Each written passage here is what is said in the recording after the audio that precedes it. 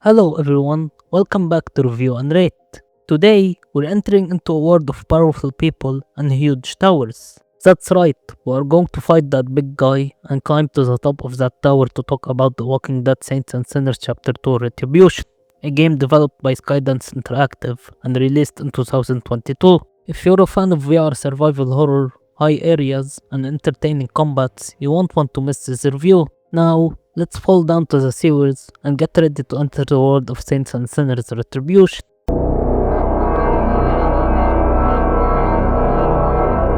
Saints and Sinners Chapter 2 mostly sticks to the same gameplay foundation as the first game, with some solid improvements on paper.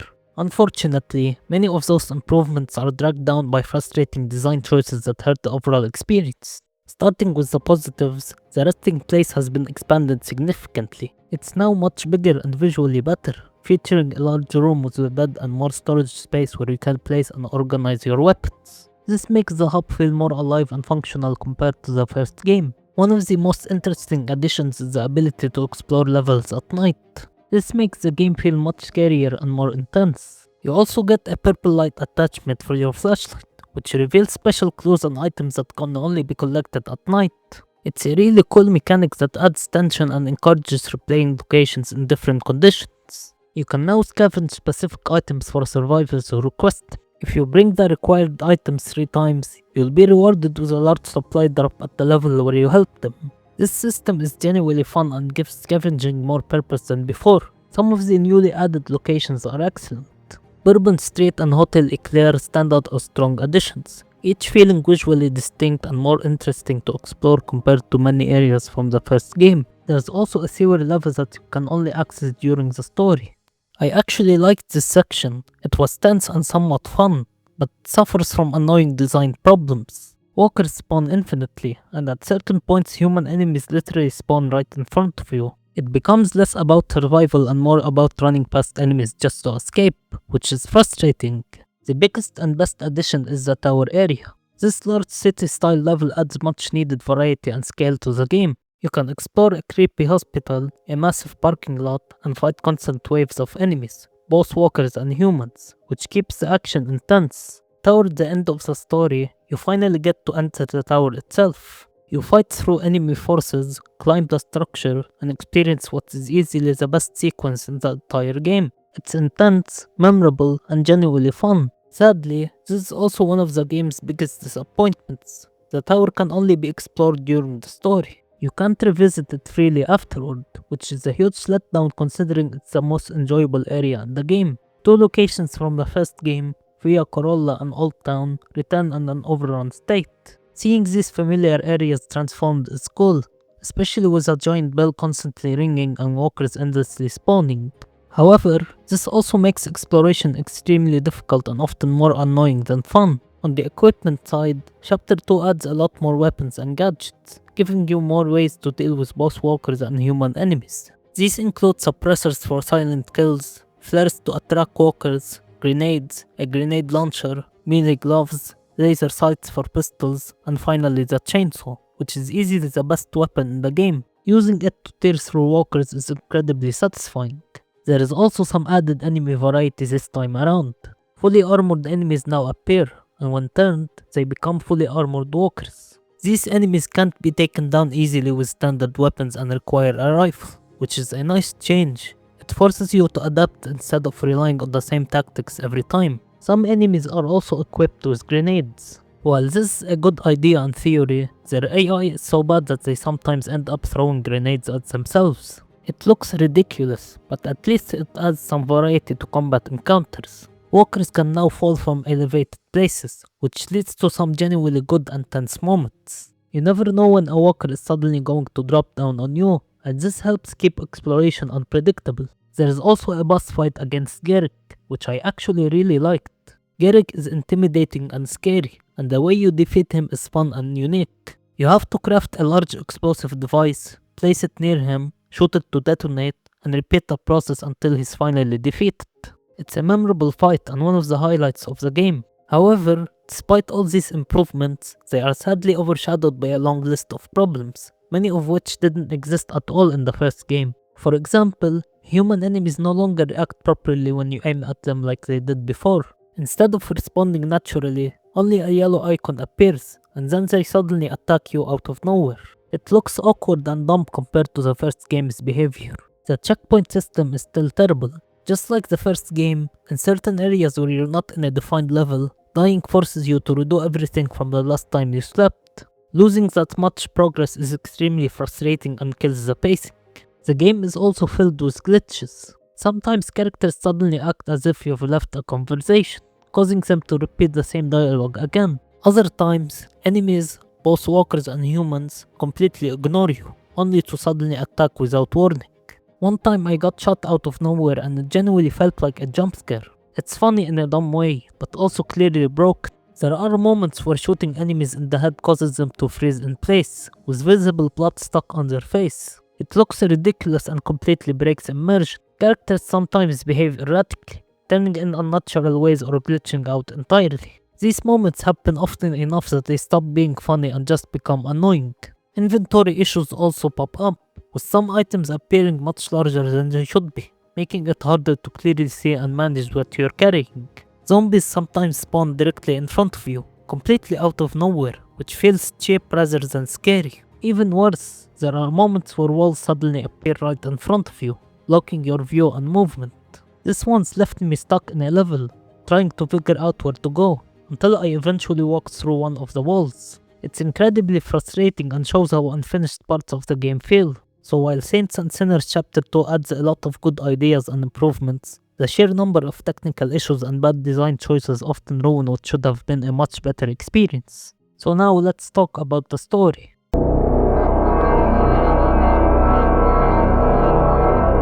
The story of Saints and Sinners Chapter 2 is pretty good overall, but there is one major issue that holds it back from reaching the same level as the first game. The biggest problem is player choice. Compared to Chapter 1, your decisions here barely matter. Even when the game presents choices, they rarely have meaningful consequences. This is disappointing because the first game constantly put you in difficult moral situations where your actions genuinely shape the world and its characters. In Chapter 2, that sense of agency is mostly gone, and the story feels far more linear as a result. Just like in the first game, I'm still not a fan of the player character simply being called the tourist. It makes the protagonist feel less personal and less interesting, but that's mostly a minor personal issue rather than a major flaw. Aside from that, the story itself is solid. Gerik is a strong antagonist, mysterious, intimidating, and genuinely threatening. I liked how the narrative slowly reveals who he is and how everything eventually connects, leading to a satisfying and coherent conclusion. To summarize, the story takes place after the chaos caused by the tourists in Chapter 1. With the tower and the Reclaimed falling apart, New Orleans is left unstable, violent, and fearful, especially of the tourists' growing reputation. As survivors struggle to regain control, a terrifying figure known as the Axeman begins stalking the city at night, leaving brutal corpses behind and spreading fear everywhere he goes. As the attacks continue, it becomes clear that the Axeman isn't acting randomly. He is deliberately targeting anyone connected to the all-power structures, and eventually the tourist himself. Along the way, the tourist encounters Father Carter, a preacher who claims that controlling walker movement through church bells is a holy solution meant to restore order. However, his growing fanaticism reveals that he is using faith to justify cruelty and sacrifice in the name of a so-called greater god. At the same time, the tower begins to rise again under new leadership. Mama, a ruthless and calculating figure who wants the Axemen eliminated not to save lives, but to reassert absolute control over the city. As the story unfolds, the truth is revealed. The Axeman is actually Gerik, a former tower enforcer who was betrayed, discarded, and left to suffer.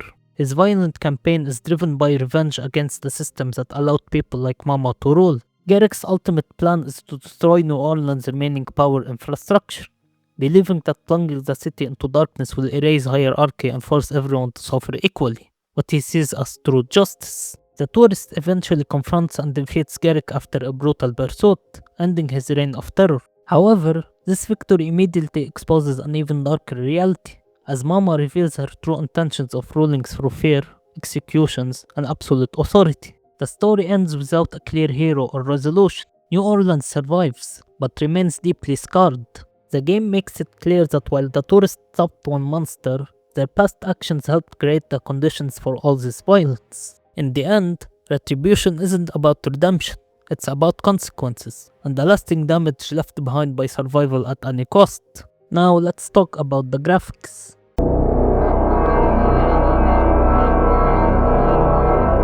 Saints and Sinners Chapter 2 keeps the same visual style as the first game, along with many of the same issues. Because of that, there isn't much new to say here, since I already covered most of the strengths and weaknesses in my review of the first game. That said, the newly added locations are where the visuals really stand out. The tower in particular looks fantastic. Being inside such a massive structure genuinely made me feel like I was exploring a real, vertical part of the city rather than just another small map. The scale, atmosphere, and environmental detail there do a great job of selling the feeling of being trapped inside a dangerous, collapsing urban space. Now let's talk about the sound.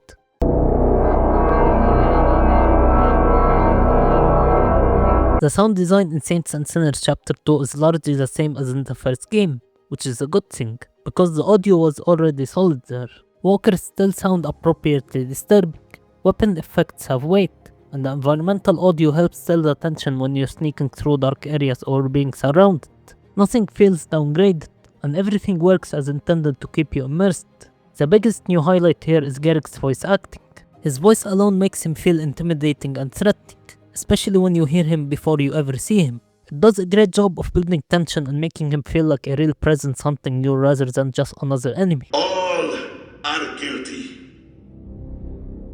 Spare no one. Swift vengeance. Brutal justice. Infinite wrath. Violence brings peace. Death draws near, tourist. Now let's move on to the final section, which is the replayability.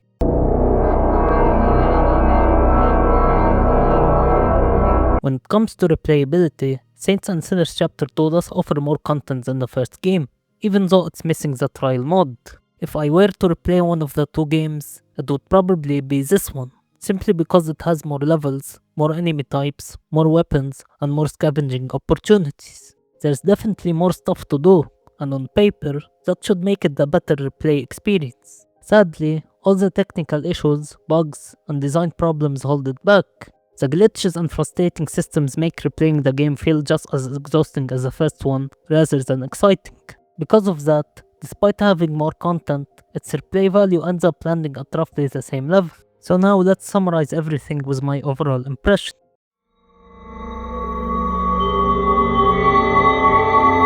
Saints and Sinners Chapter 2 delivers good gameplay, a great and meaningful story, solid visuals, excellent sound design, and decent replayability options. That said, the many gameplay issues and frequent glitches hurt the experience more than they should. They often interrupt immersion and hold back what could have been a truly standout sequel. Despite those problems, I still had a lot of fun with the game, especially when it's at its best moments. However, because of these technical and design flaws, this sequel ends up being a disappointment compared to the first game. It aims higher and does many things better on paper, but the execution doesn't always land.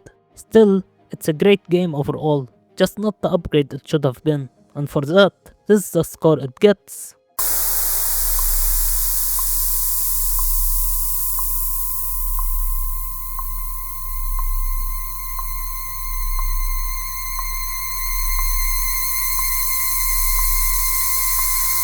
Don't forget to like and subscribe for more insightful review videos. Feel free to share your thoughts on whether the points I've raised resonate with you or if you have a different perspective, and leave your suggestions in the comments about which game you'd like to see reviewed next. That's it for today. I hope you enjoyed this video and thank you all for watching.